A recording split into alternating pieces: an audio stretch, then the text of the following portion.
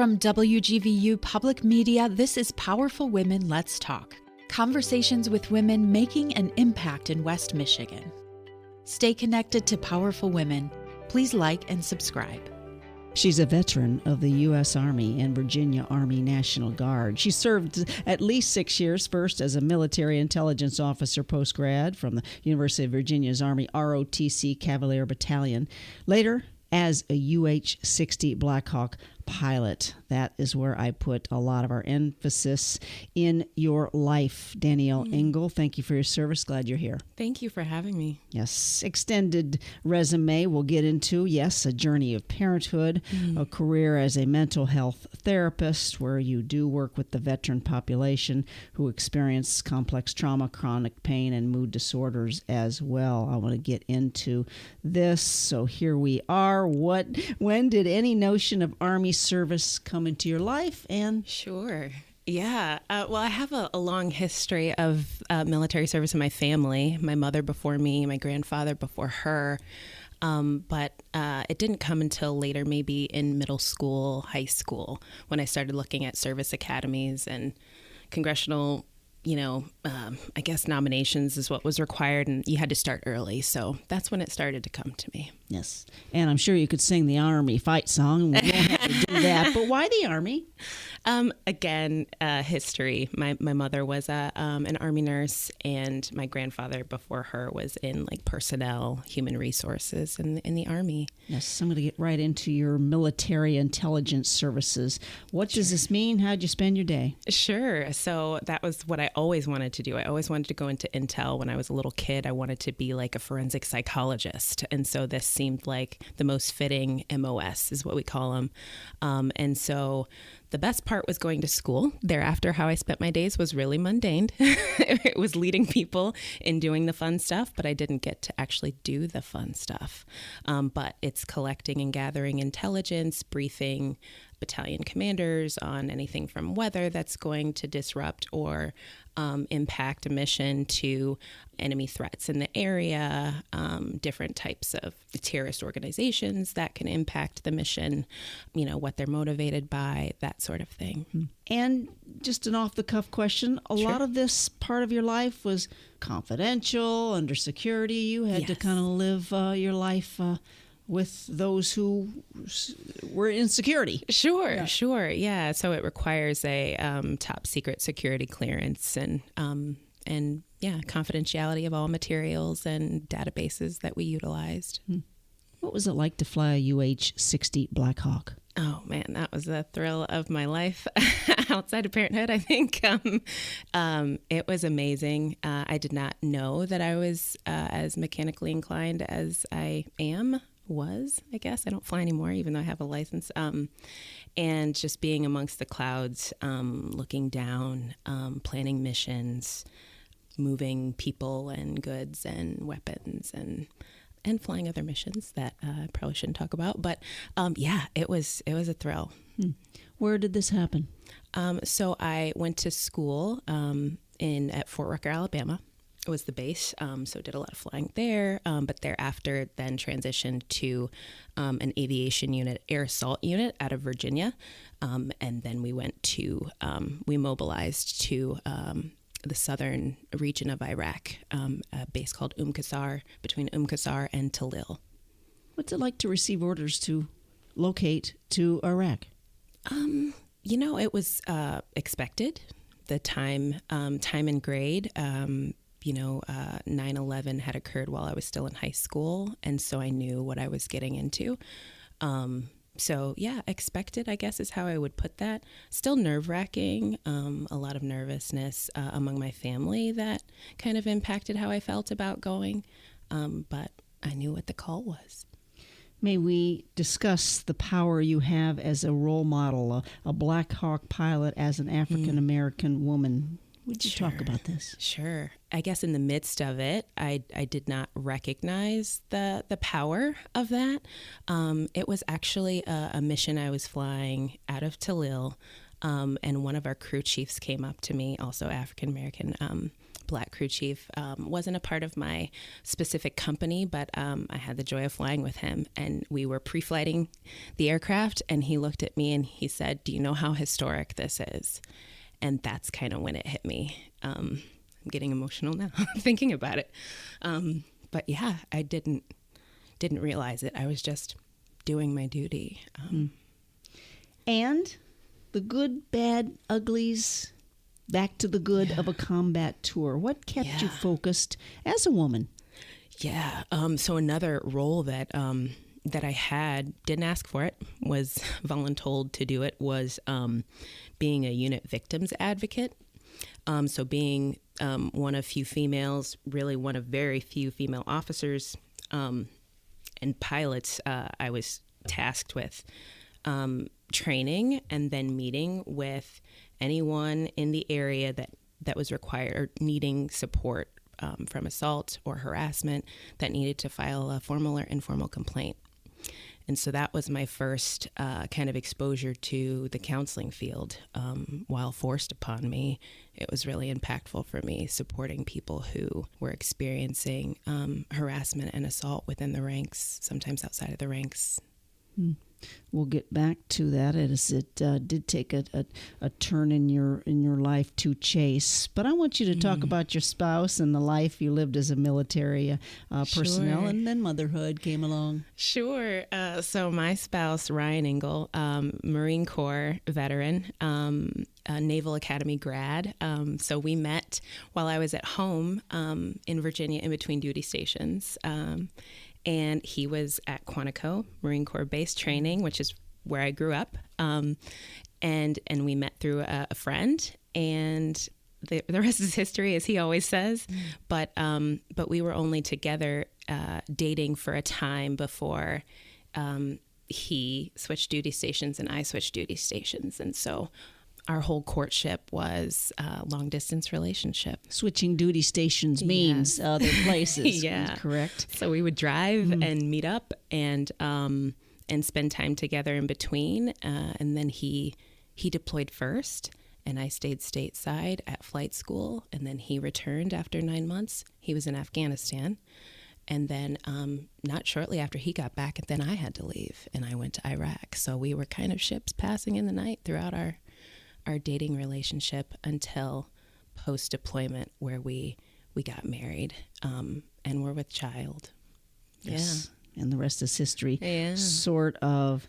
And yet you and your spouse both experience chronic pain, PTSD, and obviously turning those into positives. So what happened? What turned into your adventure into a PTSD diagnosis? Yeah, so I think there was quite a bit of vicarious trauma in supporting people who had been experiencing sexual harassment and assault, had my own experiences with the same, not necessarily in combat, but throughout my time in the military.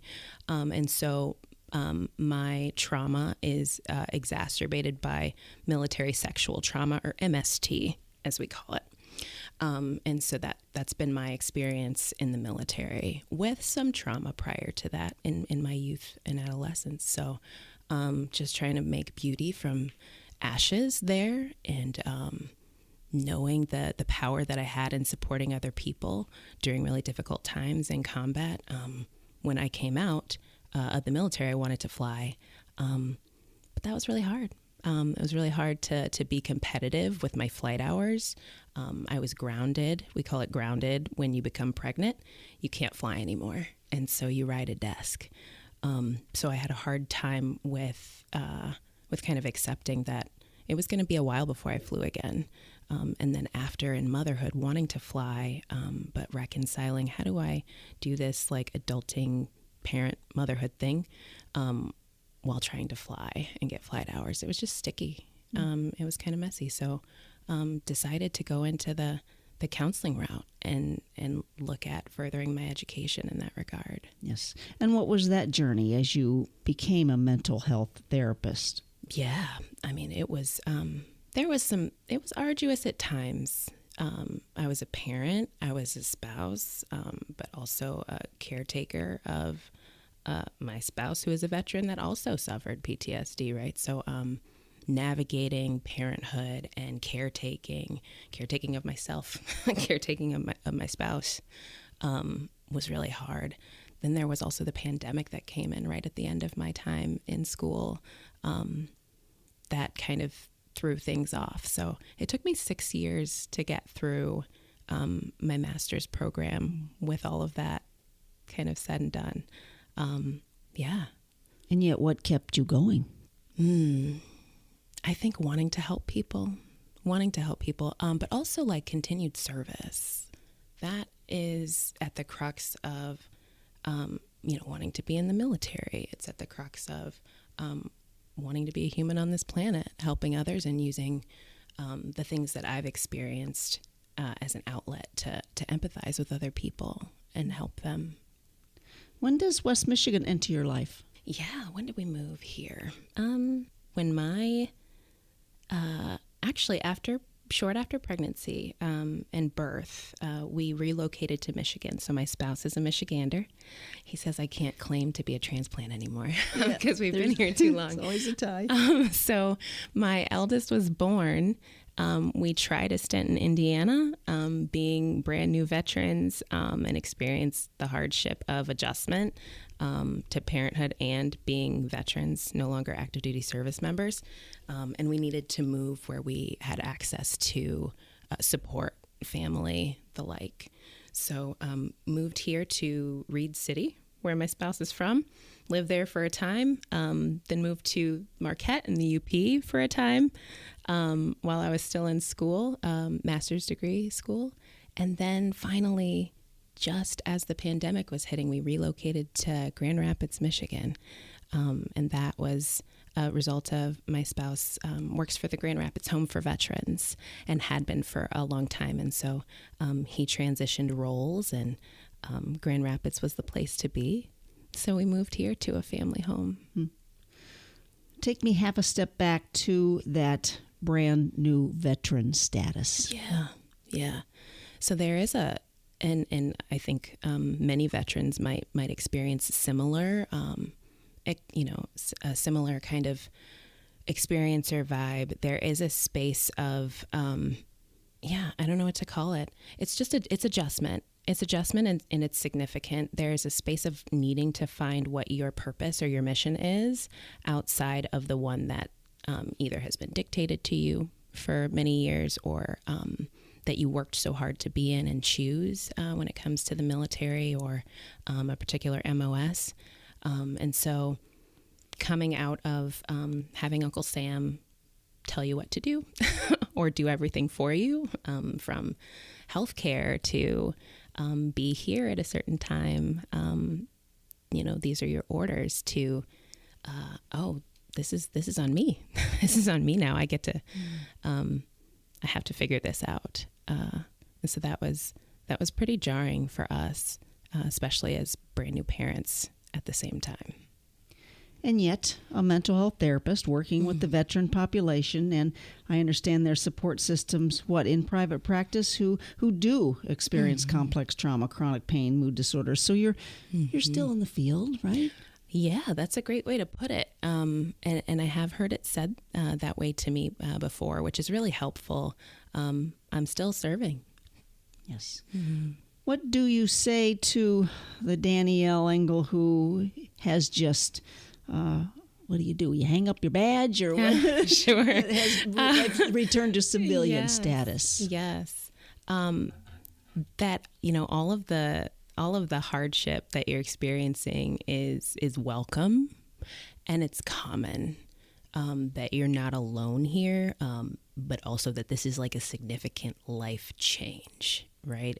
So it is like a retirement. It is like a move across the country.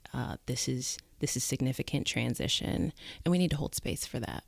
You are energized by learning more about the benefits of important research and how it serves the veteran community through work with, I understand, the Veteran Community Advisory Board. So again, talk a little bit about this research angle. Sure. So the Veteran Community Advisory Board is a group of veterans that have a vested interest in, particularly right now, how cannabis and sometimes psychedelics can help with treatment of PTSD, chronic pain, and other presentations that are prevalent within the veteran community.